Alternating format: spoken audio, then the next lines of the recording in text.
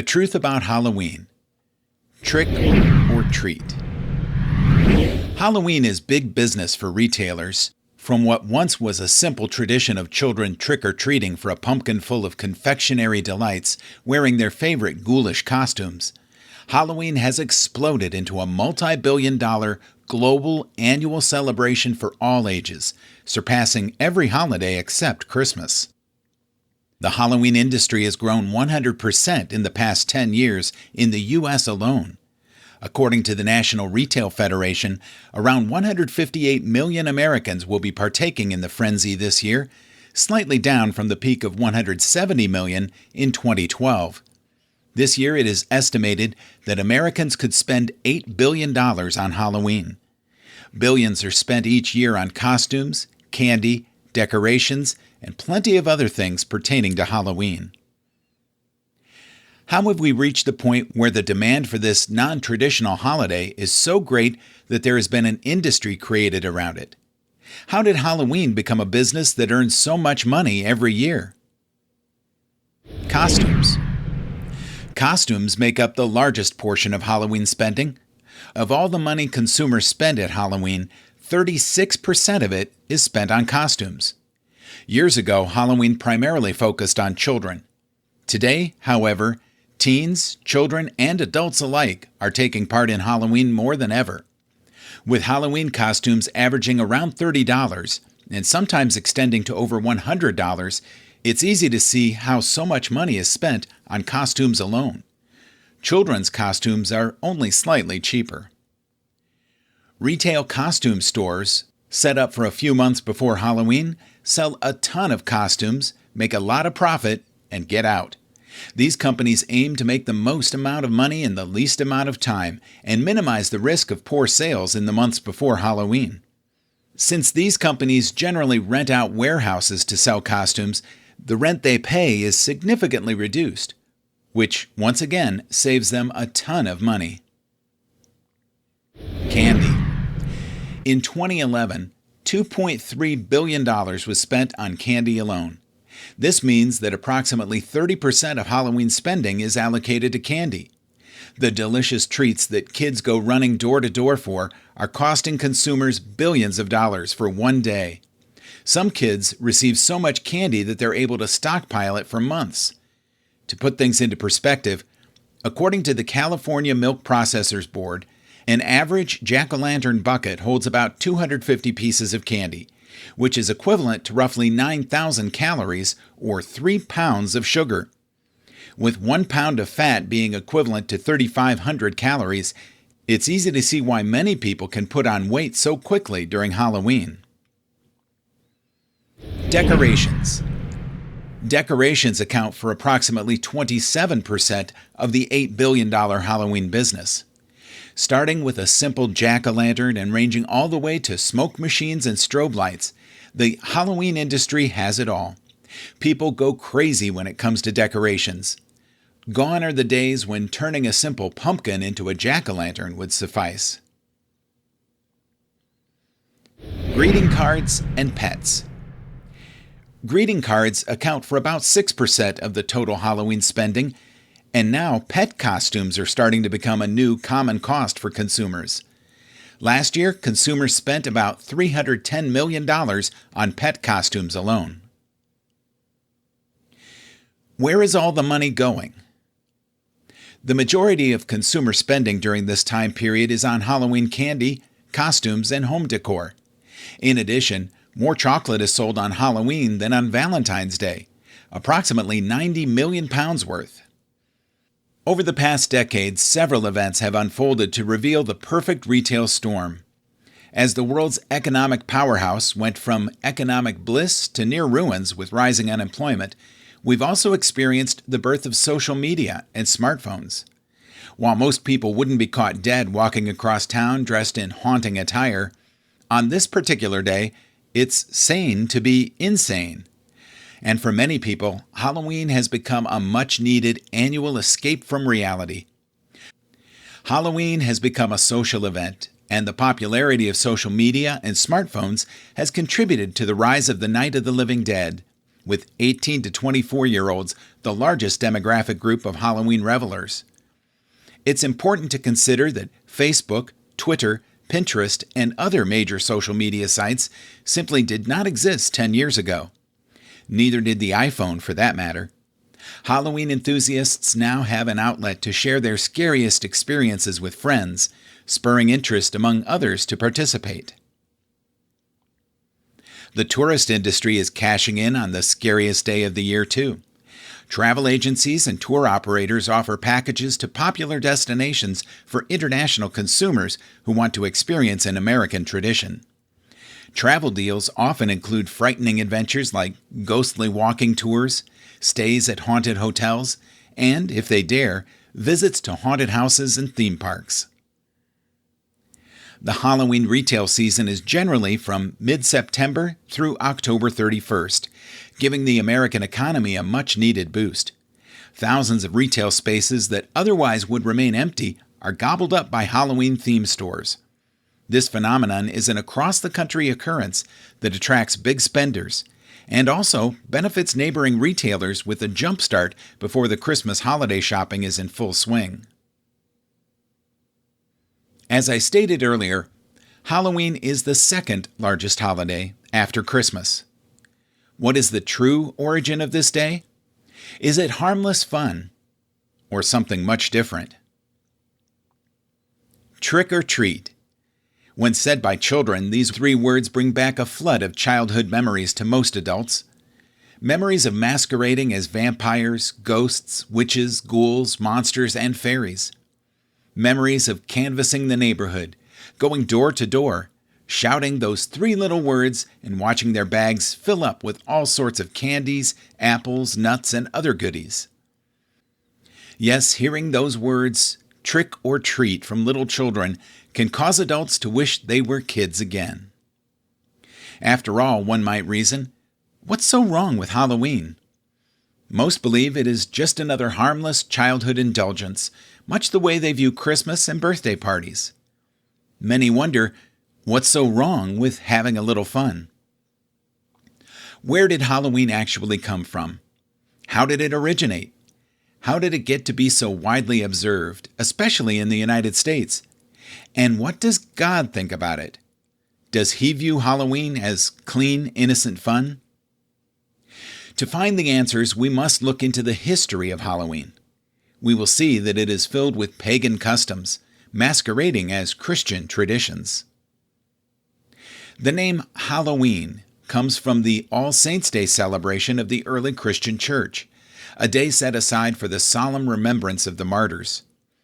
All Hallows' Eve, the evening before All Saints' Day, began the time of remembrance. All Hallows' Eve was eventually contracted to Halloween, which became Halloween. As Christianity moved through Europe, it collided with indigenous pagan cultures and confronted established customs. Pagan holidays and festivals were so entrenched that new converts found them to be a stumbling block to their faith. To deal with the problem, the organized church would commonly move a distinctively Christian holiday to a spot on the calendar that would directly challenge a pagan holiday. The intent was to counter pagan influences and provide a Christian alternative. But most often, the church only succeeded in Christianizing a pagan ritual. The ritual was still pagan, but mixed with Christian symbolism. That's what happened to All Saints' Eve. It was the original Halloween alternative.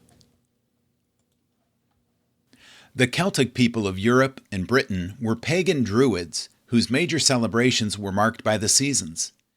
At the end of the year in Northern Europe, people made preparations to ensure winter survival by harvesting the crops and culling the herds, slaughtering animals that wouldn't make it. Life slowed down as winter brought darkness, shortened days and longer nights, fallow ground and death.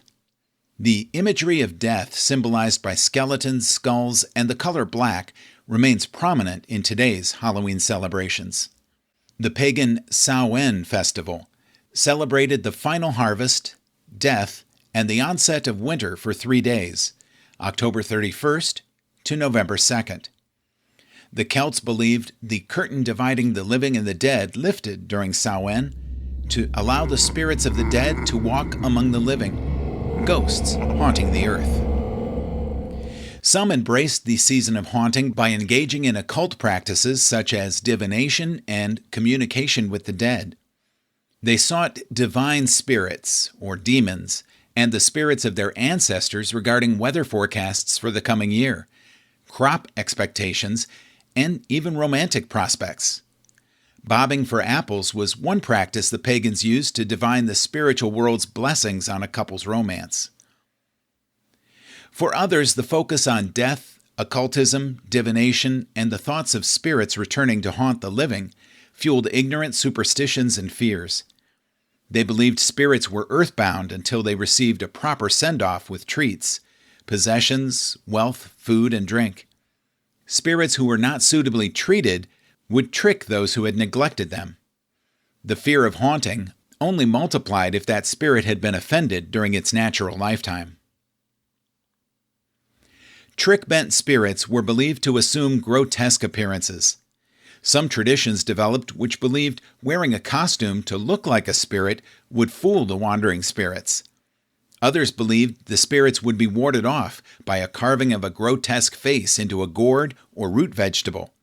The Scottish used turnips, and setting a candle inside it, the jack-o'-lantern.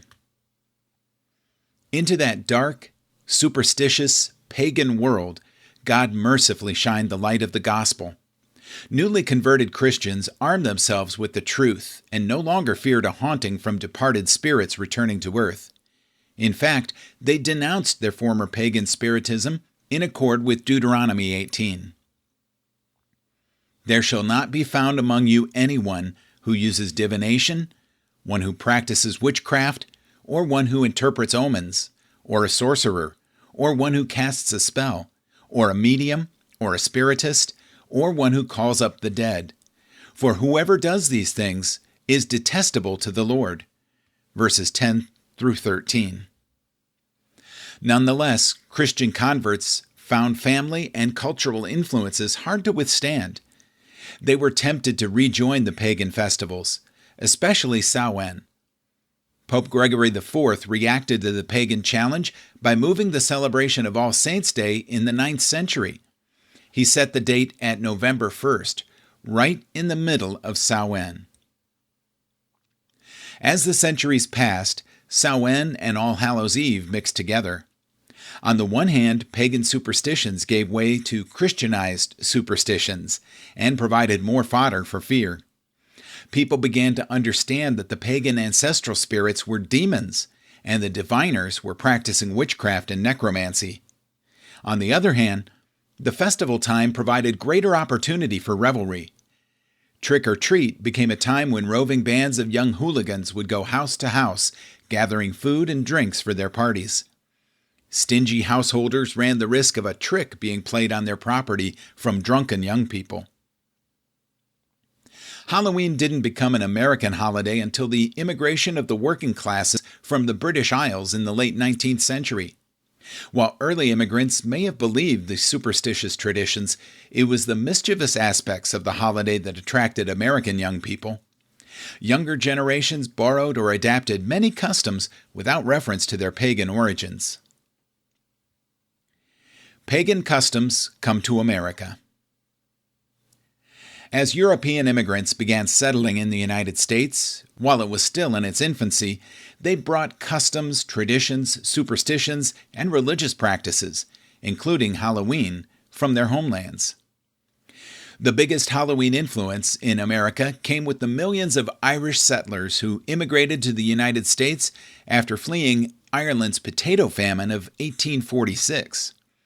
Soon, Halloween, like Christmas, became a secular holiday for all. The day's festivities included parades, parties, costumes, treats, and mischief. Origins of Halloween customs. Mischief-making and playing tricks. Celts believed that the ghosts of the dead who returned to the earth on the night of October 31st caused trouble and damaged crops. They also believed that their gods played tricks on them. Black cats. Celts believed that bad spirits would take the form of cats and other animals on the night of October 31st. Costumes. Celts and other Europeans wore masks when they left their homes after dark to avoid being recognized by ghosts who might mistake them for fellow spirits. Geysers dressed up to impersonate the returning dead, singing and dancing to keep evil spirits away. Catholics dressed up as saints, angels, and devils during Hallowmass. Trick or treat. Prior to the Protestant Reformation, women and girls went souling, visiting houses and begging for soul cakes. 17th century Irish peasants went door to door asking for donations for a feast to honor St. Columba, who they believed had replaced the Lord of the Dead. Up until the early 1900s, the Irish went about asking for contributions in the name of Muck Allah, a legendary gigantic boar. Bonfires. Druids built sacred bonfires to frighten off evil spirits on October 31st, eve of the new year. Worshippers used them to burn animals and crop offerings to their sun god. They also rekindled their cooking fires to protect their homes from evil spirits. The Scots built bonfires, called Samhain, not for Samhain, but for Halloween merrymaking and as a defiant welcome to the coming winter. The Catholic Church continued with the bonfire tradition on All Souls' Day, November 2nd. Fruits, nuts, and other goodies. Handing out fruits and nuts may have originated from Pomona Day, named for the Roman goddess of fruit, trees, gardens, harvests, and fertility, later used for divination games. Apple bobbing or apple ducking. This may have come from Pomona Day also. The Romans viewed the apple as a sacred symbol of the goddess Pomona. Apple ducking was a divination game used to predict future love and marriage. For example, if a girl peeled an apple in front of a mirror in a room lighted by a candle, an apparition of her future husband would appear behind her in a mirror. Also, apple ducking represented soul symbols, apples, in the cauldron of regeneration, the water, similar to the Lord of the Dead gathering dead souls to regenerate those who had been condemned to inhabit animals for the past year. Parades and parties. The Scots, Celts, and Welsh built bonfires for parading, dancing, and merrymaking. The Celts did so, wearing costumes made from animal skins and heads. The Scots assembled marriage-minded young people for divination games. Europeans who migrated to America brought with them play parties and public events to celebrate the harvest, as well as telling ghost stories and pulling pranks. Jack-o'-lantern. The name may have come from a night watchman. In the British Isles, turnips and rutabagas were commonly used. Pumpkins are the American tradition. In Britain, people hollowed out turnips and placed candles inside them to make food offerings to the dead. Later on, they were posted just outside homes to keep away evil spirits. The Christian response to Halloween. Today, Halloween is almost exclusively an American secular holiday, but many who celebrate have no concept of its religious origins or pagan heritage. That's not to say Halloween has become more wholesome. Children dress up in entertaining costumes, wandering the neighborhood in search of candy, and tell each other scary ghost stories. But adults often engage in shameful acts of drunkenness and debauchery. So how should Christians respond? First, Christians should not respond to Halloween like superstitious pagans. Pagans are superstitious.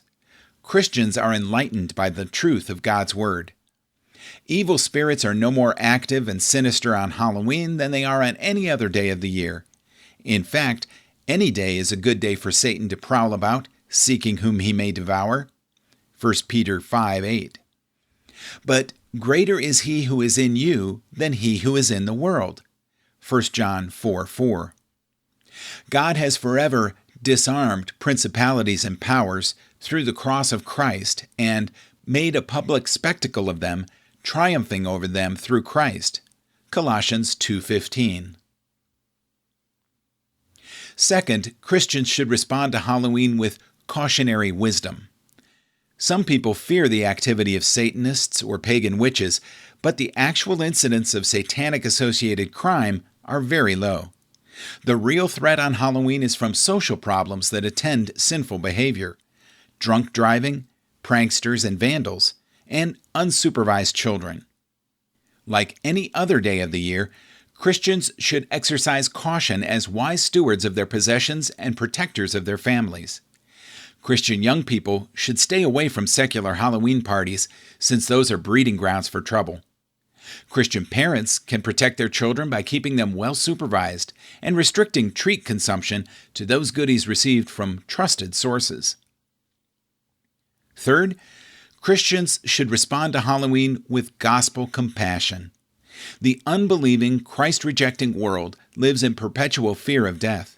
It isn't just the experience of death, but rather what the Bible calls a certain terrifying expectation of judgment and the fury of a fire which will consume God's adversaries. Hebrews 10:27. Witches, ghosts, and evil spirits are not terrifying. God's wrath, unleashed on the unforgiven sinner, now that is truly terrifying. Christians should use Halloween and all that it brings to the imagination: death imagery, superstition, expressions of debauched revelry, as an opportunity to engage the unbelieving world with the gospel of Jesus Christ.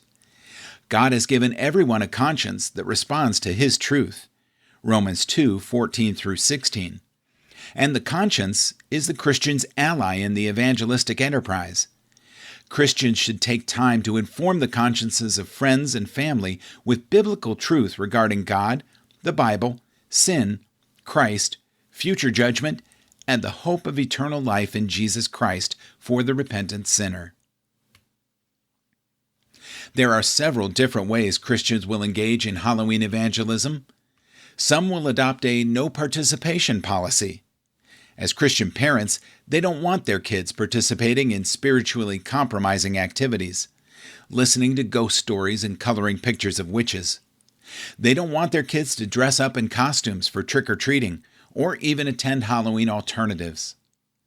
That response naturally raises eyebrows and provides a good opportunity to share the gospel to those who ask. It's also important that parents explain their stand to their children and prepare them to face the teasing or ridicule of their peers and the disapproval or scorn of their teachers. Other Christians will opt for Halloween alternatives called harvest festivals or Reformation festivals. The kids dress up as farmers, Bible characters, or Reformation heroes. It's ironic when you consider Halloween's beginnings as an alternative, but it can be an effective means of reaching out to neighborhood families with the gospel. Some churches leave the church building behind and take acts of mercy into the community, treating needy families with food baskets, gift cards, and the gospel message. Those are good alternatives. There are others that are not so good. Some churches are using hell house evangelism to shock young people and scare them into becoming Christians. They walk people through rooms patterned after carnival-style haunted houses and put sin on display. Women undergoing abortions, people sacrificed in a satanic ritual, consequences of premarital sex, dangers of rave parties, demon possession, and other tragedies. Here's the problem with so-called hell house evangelism. To shock an unshockable culture, you have to get pretty graphic. Graphic exhibitions of sin and its consequences are unnecessary. Unbelieving minds are already full of such images. What they need to see is a life truly transformed by the power of God. And what they need to hear is the truth of God in an accurate presentation of the gospel. Cheap gimmickry is unfitting for Christ's ambassadors. There's another option open to Christians: limited, non-compromising participation in Halloween. There's nothing inherently evil about candy, costumes, or trick-or-treating in the neighborhood. In fact, all of that can provide a unique gospel opportunity with neighbors. Even handing out candy to neighborhood children, providing you're not stingy, can improve your reputation among the kids. As long as the costumes are innocent and the behavior does not dishonor Christ, trick-or-treating can be used to further gospel interests. Ultimately, Christian participation in Halloween is a matter of conscience before God. Whatever level of Halloween participation you choose, you must honor God by keeping yourself separate from the world and by showing mercy to those who are perishing. Halloween provides the Christian with the opportunity to accomplish both of these things in the gospel of Jesus Christ. It's a message that is holy, set apart from the world. It's a message that is the very mercy of a forgiving God. What better time of the year is there to share such a message than Halloween?